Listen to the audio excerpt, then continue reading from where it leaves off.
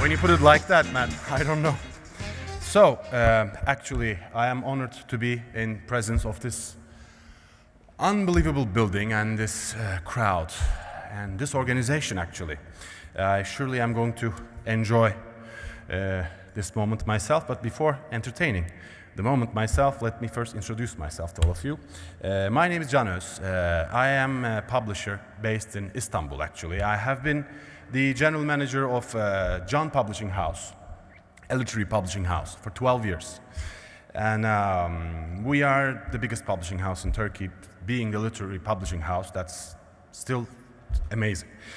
And we publish, of course, worldwide authors from all over the world, including Germany, including Juve team, Daniel Kelman, Ilya Troyanov, Moritz Rinke, Hermann Hesse, and of course, Stefan Zweig. I mean, no one in their right mind would pass on publishing Stefan Zweig, right?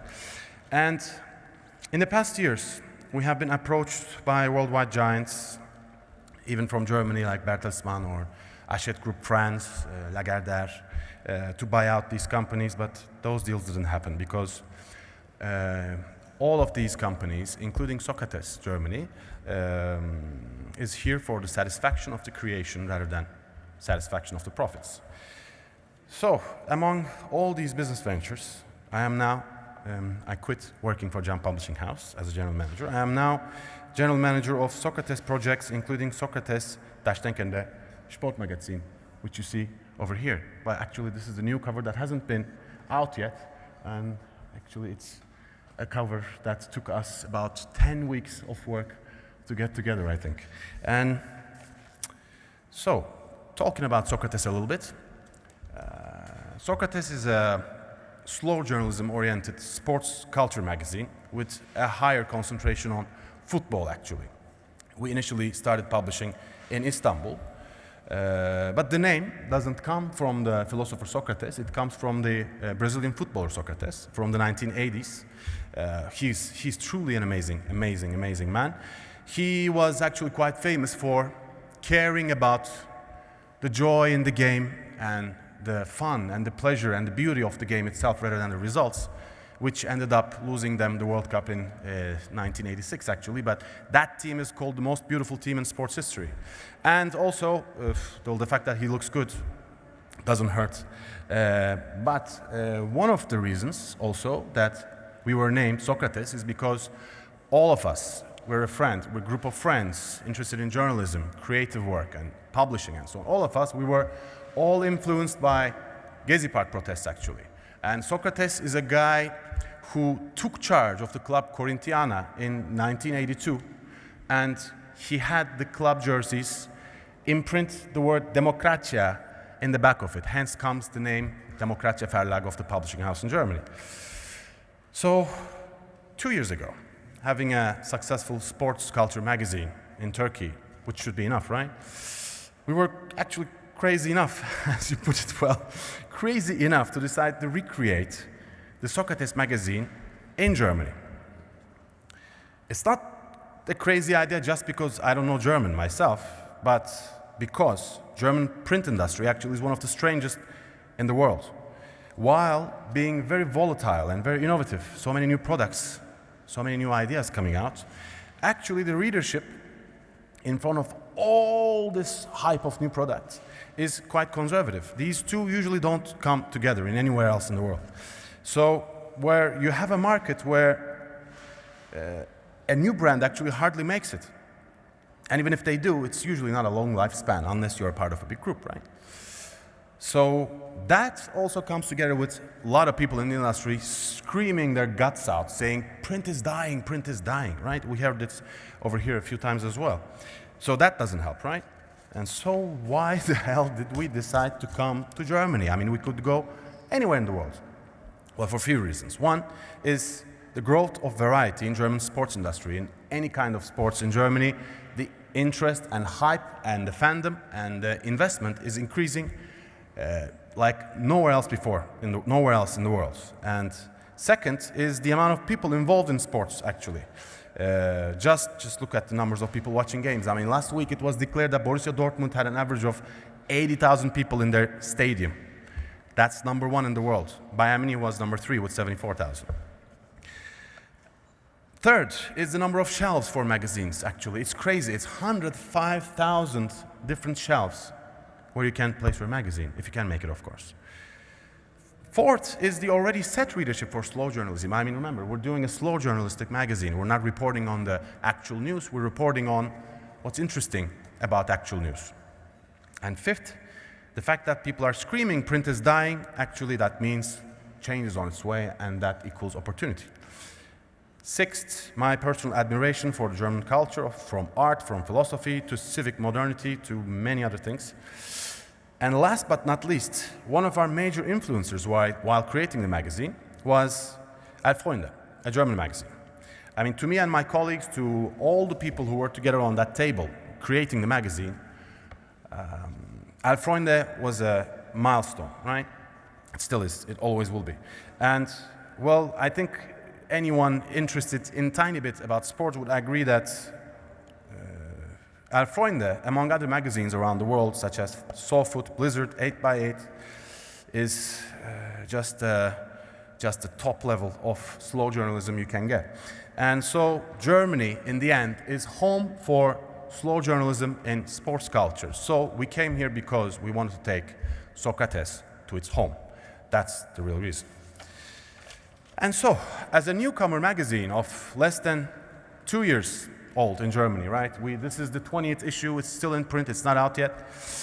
We have landed exclusive interviews with sports legends such as Sebastian Vettel, Dirk Nowitzki, Thomas Müller, Martin Keimer, Mats Hummels, Lewis Hamilton, Jürgen Klinsmann, Jerome Boateng, Nico Rosberg, Antoine Griezmann, Ralf Hasenhüttl, Stan Wawrinka, Oliver Kahn, Lukas Podolski, Gerard Houllier, Paul Breitner, and many more.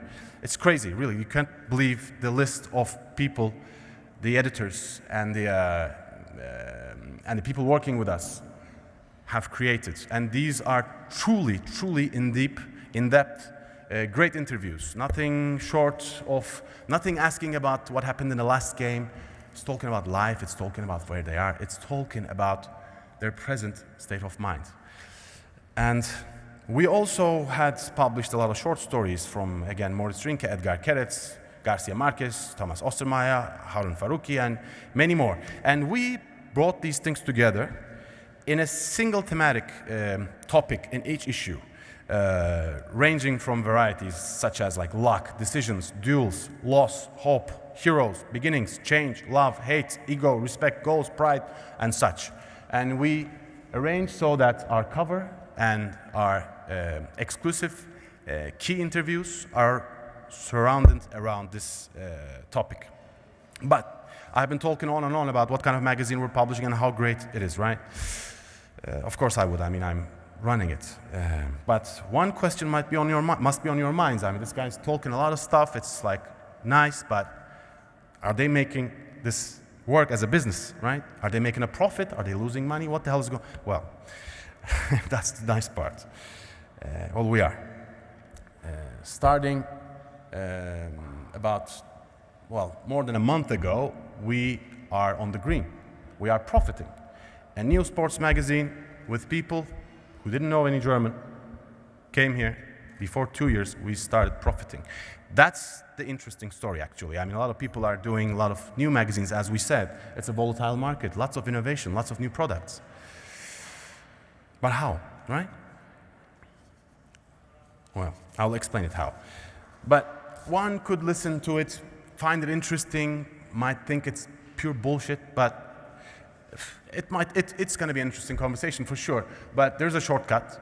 I mean, if you would be interested in publishing a magazine like that, I think the best idea would be to try to hire my editor-in-chief over there. That would be the half of the work done, because it's just thanks to his innovation and team management is that this has become a successful business already. I mean, you could try to recruit. I think you would fail, but you can try. And I think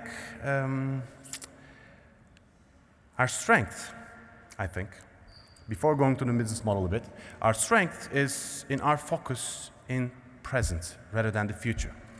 I'll explain this. I mean, this is accompanied by a very flexible and versatile business model consisting of very small cells, which make it very easy for the business model to change and adapt. You would not believe how many times we have changed fundamental things about the magazine. I'm giving this magazine as an example, but I run other businesses as well, much bigger, hundreds of people and so on. We know that this small cellular business model, agile model, works, of course, when put together with a good idea and with good people. And I believe no business model actually can survive without being ready to change very quickly. Not anymore, not in this century. In 20th century you could, but now it's almost impossible. You have to be very lucky to do that. And print, as opposed to what many people are saying, I think is certainly not dying. It's shrinking, of course, but nothing's dying. And it might be dying for shareholders. It might be dying for maybe some lucrative CEO positions. But we are here and we know. I wrote a joke there. That's a really bad joke. I have no idea why I wrote that. I'm gonna scrap that. And but we know that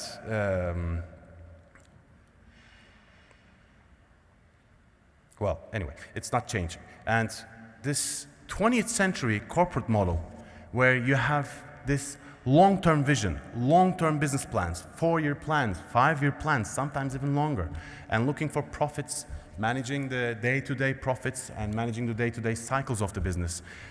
It just doesn't work anywhere in the world. Anywhere in the world, I don't think it can work. And as I said, for shareholders, for some investors, that might be really bad news, but for journalists, it isn't. For journalists, it's opportunity, because it means change. It doesn't mean anything is dying. And like, actually, especially this European Newspaper Congress, it was an amazing compilation of speeches.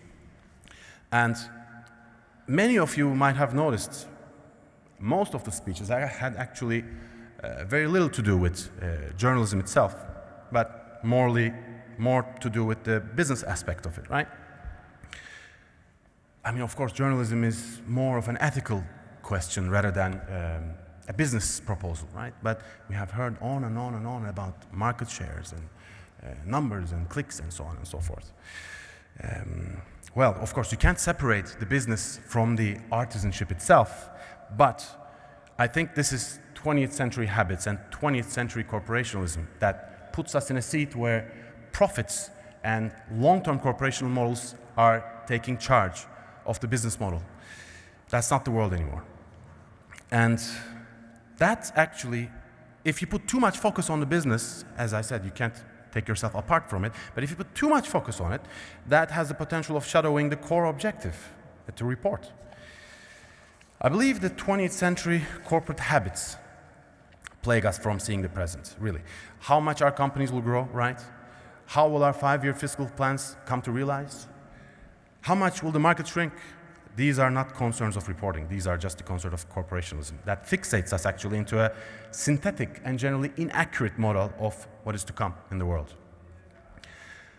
And, well, of course, we're talking about 20th century only, but 21st century habits, actually, the new habits of the 21st century, don't make this transition easier, because these habits, many things about 21st century, also tell us to look as far to the future as possible, not to the present.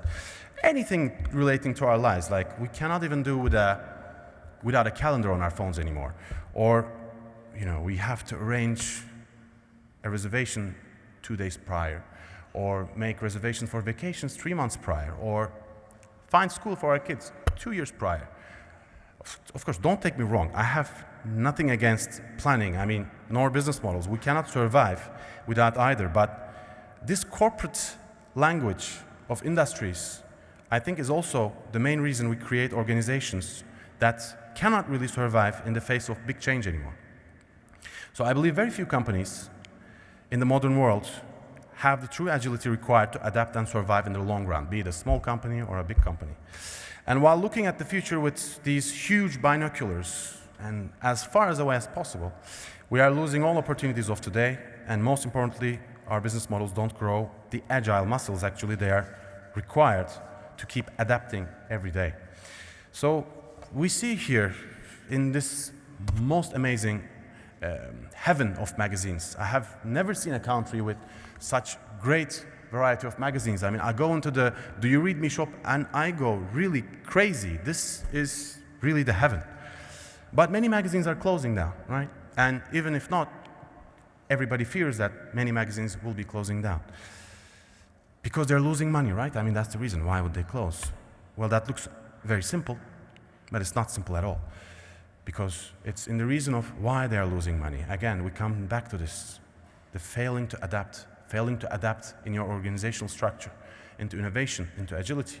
And because many companies, not just in printing industry, all over, have locked themselves into these humongous organizations for which it is very difficult to change and adapt. This is the situation. The larger the smallest cell of the organization, the less agile it is, the more difficult it is to change and adapt. And the potential to change in today's world is, in my experience, really, is much more lucrative currency than the organization's size. Hence, it's one of the rare occasions where smaller is better.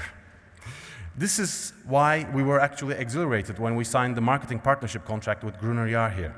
I believe G&J is definitely the top agile and versatile corporation here in Germany. So we were really amazed because this is a level of organizational perfection that is almost impossible to reach, especially in our minds as the group of Socrates. So when we signed the contract with them, that was the top boost actually we needed to gain confidence in the work we do.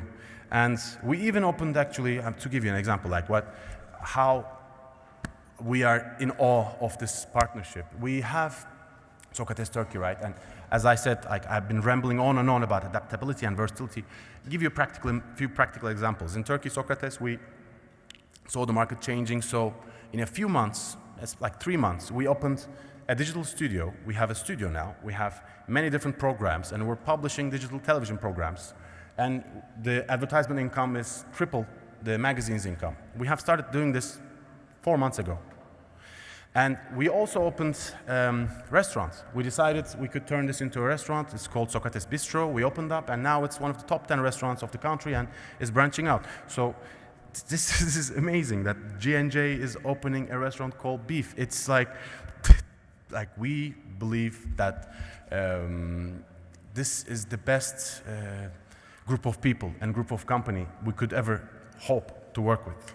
And we feel so lucky. So, to finish it up, because I mean you have been waiting for a long time, and if we keep going, I'll have to finish my speech with Merry Christmas. I actually managed a few companies, and from small size to medium sized, but every single one of them, this agile model. Well, of course, there's much more to it, but I don't want to steal all your day. Every single one of them is going on strong, and I believe Socrates Germany, das denkende Sportmagazin, is going to be no different. But when we talk about versatility, of course, being based in Turkey has actually a tremendous advantage for us, because the past year's hardships, the difficulties, the problems, and the worries people had, everybody living in Turkey had actually, also gave pretty much all of us, any creative and smart mind, the ability to it's an unparalleled ability to adapt and thrive and change your course. And so we have the luck of having amazing minds working with us. Some of them, of course, are in Germany. We work with a lot of people based in Germany, not just all Turks, because we can't do it with Turks. It's a German magazine. But we have a lot of people working in different areas, mostly artists, designers, layout designers, people who manage the finance, and we get a lot of support from them. And we have this organization that can shift and change its structure so quick you can't believe, as I said with this digital production story. And so I think this is why I believe there's no other reason than that. For the biggest corporations that we know now that have bases in Turkey, that are doing headhunting like there's no tomorrow. It's crazy human resource pool that's almost untapped, and that gives us actually unmatched strength and versatility. I took all your time. This was the last speech of the organization, I think, and thank you for listening. Glad to be here.